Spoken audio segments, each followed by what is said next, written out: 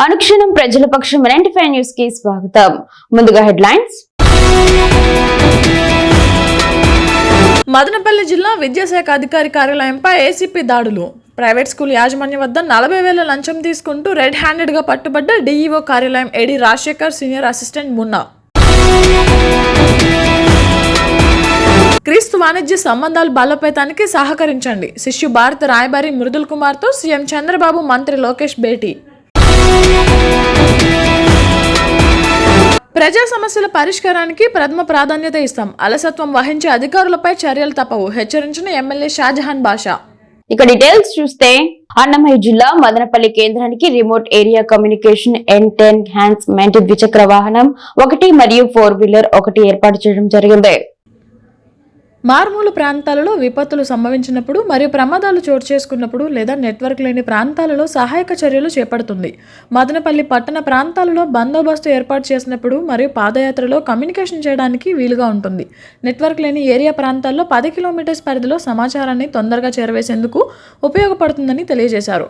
వాహనాలకి పూజ చేసి పచ్చ జెండా ఊపి ప్రారంభించిన ఎస్పీ ధీరజ్ కున్బుల్లి. ఈ కార్యక్రమంలో additional SP Venkatadri, DSP Mahendra, 2 town CI Rajareddy, 1 town CI Mohammad Rafi, communication CI Muralidhar Raju, RI Peddaiah, taluka CI Kala Venkataramana, CI Chandrasekhar, SI Gayatri మరియు సిబ్బంది పాల్గొన్నారు. మన రాష్ట్ర ప్రభుత్వం పోలీసు యొక్క కమ్యూనికేషన్ సిస్టమ్ను ఇంకా బలోపేతం చేయడానికి ఈరోజు మన జిల్లాకి ఒక న్యూవి వెహికల్ మరియు మోటార్ సైకిల్ కమ్యూనికేషన్ సంబంధించిన ఎక్విప్మెంట్స్తో సహా ఇవ్వడం జరిగింది. ఇది రేస్ అనే programme, rural area communication enhancement. అంటే రూరల్ ఏరియా కూడా మేము పోయినప్పుడు ఏదైనా ఆపరేషన్స్ కానీ ఏదైనా బందోబస్తులు కానీ ఈ వెహికల్ తీసుకుంటే మామూలుగా అప్పటికప్పుడు రిపీటర్ వేయకుండా అప్పటికప్పుడు అక్కడే కమ్యూనికేషన్ సిస్టమ్ ఫ్రీగా ఎలాంటి ఇబ్బంది లేకుండా చేయడానికి ఈ రూరల్ ఏరియా కమ్యూనికేషన్ ఎన్హాన్స్మెంట్ ప్రోగ్రామ్స్తో ఈ వెహికల్స్ మోటార్ సైకిల్ రెండు ఉండడం జరిగింది. ఇందులో దీనివల్ల మేము ఎక్కడ పోయినా ఏ చిన్న ప్రోగ్రామ్ అయినా కానీ పెద్ద ప్రోగ్రామ్ అయినా కానీ కంటిన్యూగా రోడ్డు పోతున్నప్పుడు కానీ ఇది ఉండడం వల్ల మాకు ఎలాంటి కమ్యూనికేషన్ ఇబ్బంది లేకుండా ఎనీ రూరల్ ఏరియా కానీ కొండపోయిన ప్రాంతంలో కూడా కానీ ఎలాంటి కమ్యూనికేషన్ వ్యవస్థ లేని చోట కూడా పోయి దీని ద్వారా మేము కమ్యూనికేషన్ ద్వారా ఒకరికొకరు మాట్లాడుకొని అన్ని ఆపరేషన్లు కూడా చేయడానికి ఉపయోగపడుతుంది. ఈరోజు మనం ఏదైతే communication equipment, RACE vehicle and mobile ఏదైతే 2 వీలర్ వచ్చిందో ఇది మనకు ఎప్పుడైనా కానీ ఏదైనా బందోబస్తు టైం అవ్వచ్చు లేదా నార్మల్ ట్రాఫిక్ రెగ్యులేషన్ కావచ్చు, మిగిలిన దానికైనా కూడా చాలా హెల్ప్ఫుల్గా ఉంటుంది. ఇప్పుడు డిస్ట్రిక్ట్ అనేది ఫామ్ అయింది కాబట్టి ఈ ఎక్విప్మెంట్ అనేది మనకి ఇక్కడ నుంచి రన్ అవ్వడానికి కూడా హెల్ప్ అవుతుంది. కాబట్టి ఇది అనేది మనము ప్రాపర్గా వినియోగించుకొని రేపు పొద్దున ఏదైనా బందోబస్తు కావచ్చు, మిగిలిన వాటికి కూడా మనం దీన్ని పోలీస్ డిపార్ట్మెంట్ అనేది ప్రాపర్గా యూజ్ చేయడం జరుగుతుంది. Thank you. అన్నమయ్య జిల్లాలో ఏసీబీ అధికారులు సోమవారం మధ్యాహ్నం దాడులు నిర్వహించారు. మదనపల్లి జిల్లా డీఈఓ కార్యాలయం AD Rajasekhar, senior assistant Munnalu, Gurramkonda ABC school correspondent Seshadri Naidu దగ్గర 40,000 లంచం తీసుకుంటూ ఉండగా రెడ్ హ్యాండెడ్ గా పట్టుకున్నారు. మరికొంత సేపట్లో నిందితుల అరెస్ట్. దాడులకు గల కారణాలను వెల్లడిస్తామని ఏసీబీ అధికారులు మీడియాకు తెలిపారు. మదనపల్లి గుర్రంకొండకు చెందినటువంటి శేషాద్రి నాయుడు గారు తన స్కూల్కు, తనకు ఆల్రెడీ ఉన్నటువంటి ఏబీసీ అప్పర్ ప్రైమరీ స్కూల్ను హై స్కూల్గా మార్చడానికి దానికి అవసరమైనటువంటి అనుమతులు తీసుకోవడానికి గాను 2025వ సంవత్సరం అక్టోబర్ నెలలో ఆయన దానికి అవసరమైనటువంటి చలానాను ఆన్లైన్లో కట్టి తర్వాత వాటికి అవసరమైనటువంటి అన్ని డాక్యుమెంట్స్ను కూడా ఆయన రెడీ చేసుకొని మదనపల్లె డిప్యూటీ ఎడ్యుకేషనల్ ఆఫీసర్ గారికి సమర్పించినారు. ఆ తర్వాత ఆ ఫైలు 1 నెల తర్వాత మన డిఈఓ మదనపల్లి ఆఫీస్కు రావడం జరిగింది. అక్కడ వచ్చిన తర్వాత ఆ ఫైల్కు సంబంధించినటువంటి అన్ని డాక్యుమెంట్స్ సమర్పించినప్పటికీ కేవలం లంచము డబ్బుల కోసము అసిస్టెంట్ డైరెక్టర్ శ్రీ రాజశేఖర్ గారు, అలాగే సీనియర్ అసిస్టెంట్ మహబూబ్ బాషా అలియాస్ మున్నా గారు, వీళ్ళిద్దరూ కూడా అతన్ని మొట్టమొదట 60,000 రూపాయలు లంచం డిమాండ్ చేయడం జరిగింది. సో ఆయన ప్రాధేయపడగా తర్వాత 45,000 రూపాయలకు లంచాన్ని తగ్గించి 45,000 లంచం ఇస్తే తప్ప ఈ ఫైల్ ప్రాసెస్ చేయము అని కరాఖండిగా చెప్పడం జరిగింది. సో అది ఇష్టం లేనటువంటి ఈ ఆయన శేషాద్రి నాయుడు గారు లంచం డబ్బులు ఇవ్వకుండా తిరిగి వచ్చినారు. తర్వాత తిరిగి ఆ ఫైల్ను ఈ నెల 5 ఆయన డబ్బులు ఇవ్వలేదన్న కారణంతో ఈ నెల జనవరి నెల 5/1/2026న కొన్ని రిమార్క్స్ దానిలో పేర్కొంటూ ఆ ఫైల్ను తిరిగి డిప్యూటీ ఈఓ మదనపల్లి గారికి దాన్ని తిరిగి పంపడం జరిగిందనమాట. పంపుతూ తర్వాత ఆయన మళ్ళీ ఏడీ గారిని కలిసినప్పుడు నువ్వు తప్పకుండా 45,000 ఇస్తే తప్ప ఈ ఫైల్ అనేది పాస్ కాదు, నీకు హై స్కూల్ పర్మిషన్ రాదు అని కరాఖండిగా చెప్పడంతో ఇక ఆయన విధిలేని పరిస్థితుల్లో నువ్వు డబ్బులు తీసుకొని వచ్చి మున్నా గారికి సీనియర్ అసిస్టెంట్ మున్నా గారికి ఇవ్వు అని చెప్పి చెప్పడము. ఆ మున్నా అనే వ్యక్తి ఆ డబ్బుల్ని ఎలా ఇవ్వాలో కూడా ఆయనకు చెప్తూ తన దగ్గర ఉన్నటువంటి ఒక small green colour plastic carry బ్యాగ్ను కూడా ఇవ్వడం జరిగింది. స్మాల్ గ్రీన్ కలర్ క్యారీ బ్యాగ్ను ఈ బ్యాగ్లో పెట్టి నువ్వు ఇవ్వాలి డబ్బు, పలానా రోజు సోమవారం రోజు వచ్చి 19న నువ్వు తీసుకొని వచ్చి ఆ బ్యాగ్ని ఇవ్వు అని చెప్పడం జరిగింది.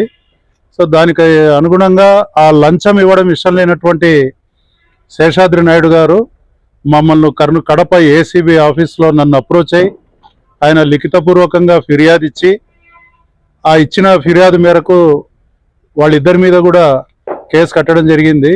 రాజశేఖర్ అసిస్టెంట్ డైరెక్టర్ గారు, తర్వాత సీనియర్ అసిస్టెంట్ మహబూబ్ బాషా గారు ఇద్దరి మీద కూడా కేసు రిజిస్టర్ చేసి ఈరోజు వాళ్ళు చెప్పిన విధంగా ఆ ఇద్దరు, నేను ప్రైవేట్ స్కూల్ కరెస్పాండెంట్గా ఉన్నాను. నాకు అలాగే నేను ప్రైవేట్ స్కూల్ అసోసియేషన్ యూపీఎస్ఎఫ్కి రాష్ట్ర అధ్యక్షుడిగా ఉన్నాను. ఈ ప్రైవేట్ స్కూల్ కరెస్పాండెంట్స్కి అందరికీ చాలా సమస్యలు ఉన్నాయని మేము చాలాసార్లు ధర్నాలు చేయడం జరిగింది. సో ఇప్పుడు నేను మా స్కూల్ అప్గ్రేడ్ కొరకు ఒక ఫైల్ ఇవ్వడం జరిగింది ఇక్కడ డిఈఓ ఆఫీస్లో. ఆ ఫైల్ ఆర్జేడీ గారికి మూవ్ చేయాలంటే ఇక్కడ నుంచి ప్రపోజల్ అప్రూవ్ చేయాలంటే 75,000 రూపాయలు వీళ్ళు డిఈఓ ఆఫీస్లో అధికారులు లంచం అడిగారు. సో నేను ఆ 75,000 ఇవ్వలేనంటే చివరికి 45,000 రూపాయలు ఖచ్చితంగా ఇవ్వాల్సిందే అన్నారు. నేను ఏసీపీ వాళ్ళని కలిసి 45,000 రూపాయలు వాళ్ళకి అమౌంట్ ఇస్తూ రెడ్ హ్యాండ్ వాళ్ళు పట్టి ఇవ్వడం జరిగింది. రీసెంట్గా నేను సంక్రాంతి రోజు నారావారిపల్లికి వెళ్ళి విద్యాశాఖ మంత్రి లోకేషన్ గారిని కలిసి సార్ ఇట్లా సమస్యలు ఉన్నాయని రిప్రజెంటేషన్ కూడా ఇవ్వడం జరిగింది. అయినప్పటికీ వీళ్ళు ఎటువంటి స్పందన లేదండి. అధికారులు మాకు లంచం ఇస్తేనే మేము ఫైల్ మూవ్ చేస్తాం, లేదంటే లేదంటున్నారు. ప్రతి ప్రైవేట్ స్కూల్ కరెస్పాండెంట్ దగ్గర 75,000 రూపాయలు ఇక్కడ తీసుకుంటారు. అలా ప్రతి ఆఫీస్లో 50,000 నుంచి 75,000 రూపాయలు ఇస్తేనే మా ఫైల్స్ మూవ్ అవుతాయి. సో మాకు రికగ్నిషన్ వాళ్ళు ఇవ్వాలంటే ఇంతకుముందు 3 సంవత్సరాలు ఇచ్చేవాళ్ళు. మేము చాలా పోరాటాలు చేసిన తర్వాత దాన్ని 8 సంవత్సరాలు చేశారు. మీరు వచ్చేది 8 సంవత్సరాలకు ఒకసారి కదా, మాకు ఇవ్వడానికి ఏంటి మీకు బాధ అని చెప్పేసి మా దగ్గర డబ్బులు ఇలా లంచం తీసుకుంటున్నారండి. సోమవారం మదనపల్లి ఎమ్మెల్యే షాజహాన్ బాషా నివాసంలో పెద్ద ఎత్తున ప్రజా దర్బార్ కార్యక్రమం నిర్వహించారు. నియోజకవర్గ నలుమూల నుండి సమస్యలతో ప్రజలు, మహిళలు పెద్ద ఎత్తున తరలివచ్చి ఎమ్మెల్యే షాజహాన్ బాషాకు అర్జీలు అందజేశారు. ఎమ్మెల్యే షాజహాన్ బాషా వెంటనే స్పందించి సంబంధిత అధికారులకు ఫోన్లో మాట్లాడి ప్రజా సమస్యలను తక్షణం పరిష్కరించాలని సూచించారు.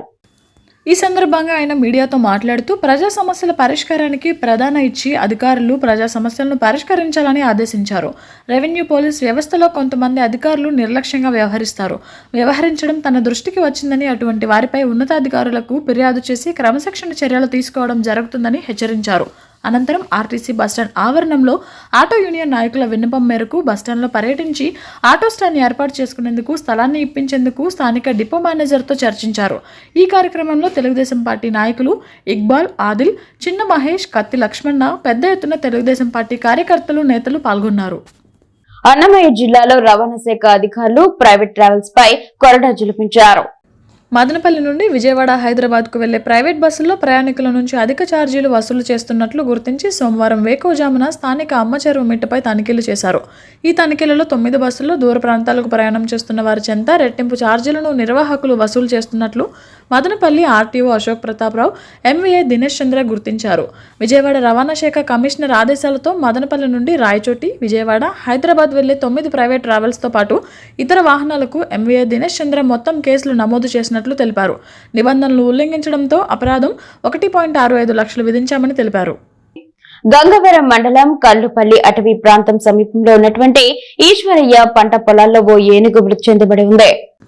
గ్రామస్తులు అటవీశాఖ అధికారులకు సమాచారాన్ని చేరవేశారు. గజరాజును కరెంటు పెట్టి చంపేశారా లేదా ప్రమాదవశాత్తు కరెంట్ షాక్ తగిలి చనిపోయిందా, అనారోగ్య కారణాల వలన మృతి చెందిందా అనే విషయాలు అటవీశాఖ అధికారులు తెలియజేయాల్సి ఉంది. గతంలో కూడా పలమనేరు నియోజకవర్గ కౌండిన్య అటవీ పరిధిలో కొన్ని ఏనుగులు ప్రమాదవశాత్తు మరియు కరెంట్ షాక్ వలన చనిపోవడం జరిగింది. స్విట్జర్లాండ్ లో భారత రాయబారి మృదుల్ కుమార్ తో రాష్ట్ర విద్య, ఐటీ శాఖల మంత్రి నారా లోకేష్ మర్యాదపూర్వకంగా భేటీ అయ్యారు.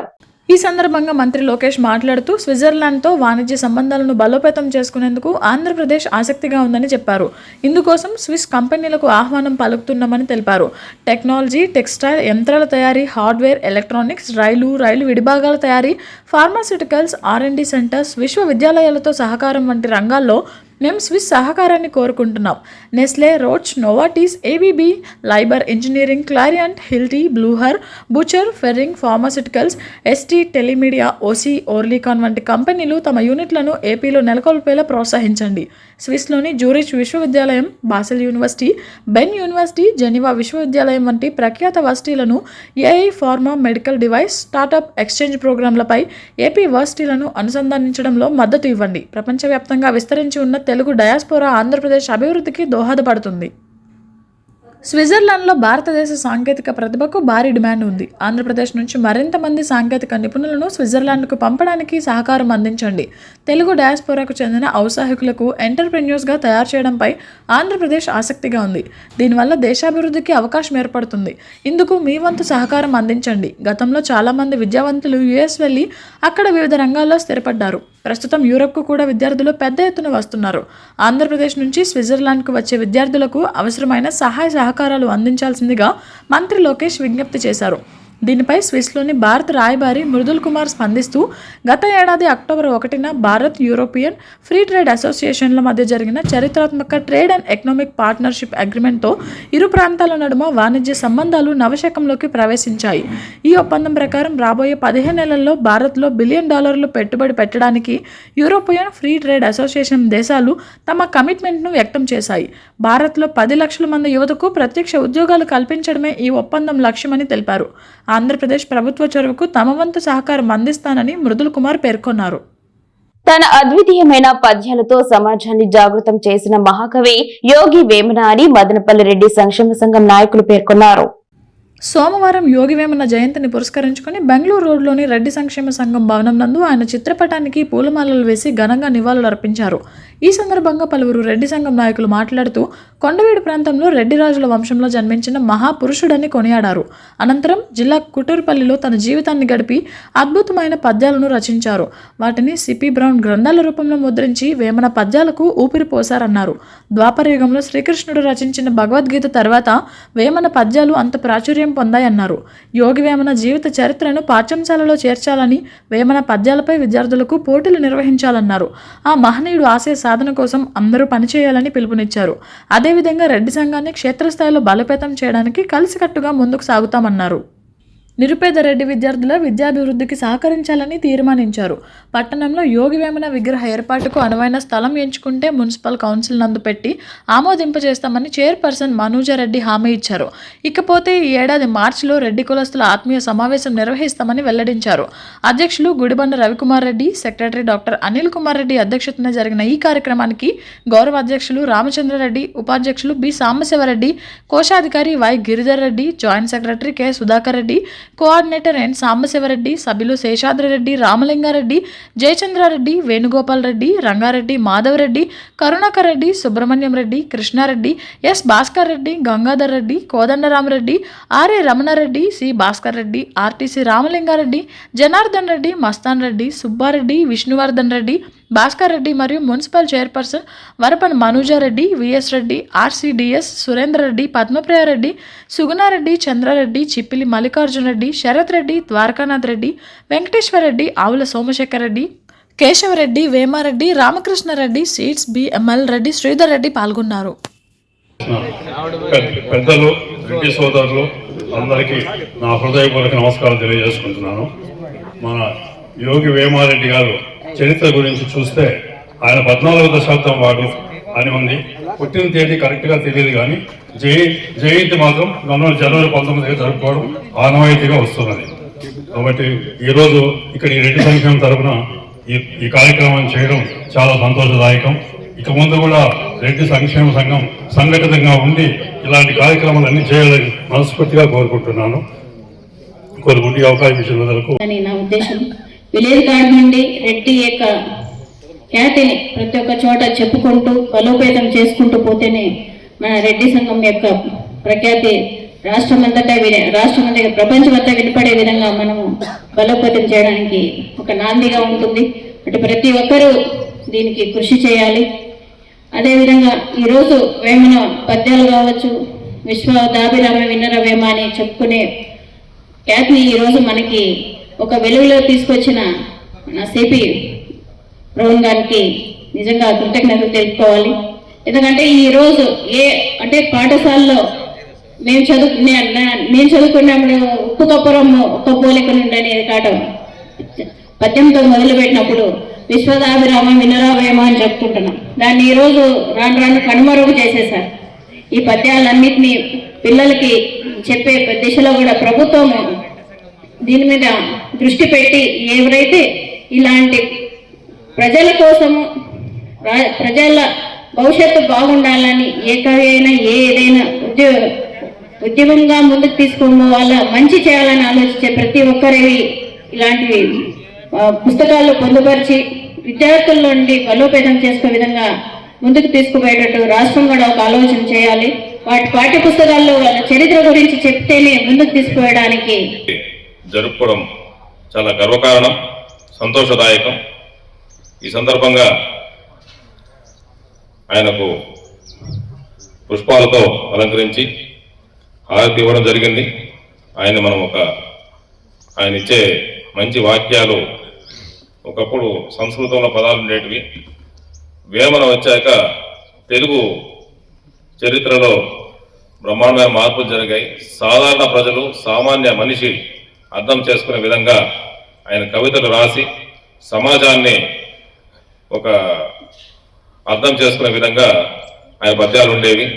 మామూలు చదివి రాని వాళ్ళు కూడా వేమన పద్యాలు వింటే ఇందులో ఇంత అర్థం ఉందని తెలుసుకునేవాళ్ళు. అంతకుముందు కవితలంతా సంస్కృతంలో ఉండేవి, మామూలు ప్రజలకు అర్థమయ్యేవి కాదు. సో అందుకే వేమనను ప్రజాకవి అని పిలుస్తారు. ఇలాంటి కవులు జీవితంలో మదనపల్లి సమీపంలోని మీట్స్ డీమ్డ్ టు బి యూనివర్సిటీతో మదనపల్లికి చెందిన ఆర్ఎన్ సైంటిఫిక్ వారు అవగాహన ఒప్పందం కుదుర్చుకున్నట్లు కళాశాల ఉపకులపతి డాక్టర్ సి యువరాజ్ అన్నారు.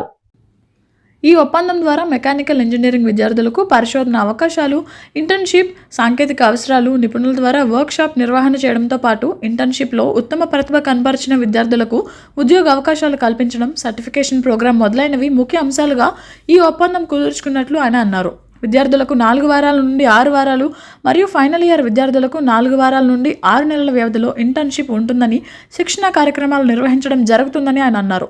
ఈ అవగాహన ఒప్పంద కార్యక్రమంలో RN scientific director doctor Arun Kumar, MITS deemed to be university register doctor D Pradeep Kumar, principal doctor P Ramanathan, dean school of engineering doctor Deepank Roy, dean school of computing doctor Chandraprakash Gupta, assistant director and industrialisation officer PM Balaji, mechanical engineering విభాగాధిపతి doctor S Bhaskaran పాల్గొన్నారు. అనుక్షణం ప్రజల పక్షం 95 news ఇంతటితో సమాప్తం. తిరిగి రేపటి బులెటిన్లో మళ్ళీ కలుసుకుందాం. అంతవరకు సెలవు. నమస్కారం.